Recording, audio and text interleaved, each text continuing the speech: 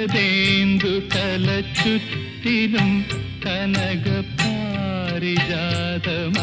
തൂകും ശില്പകന്യകൾ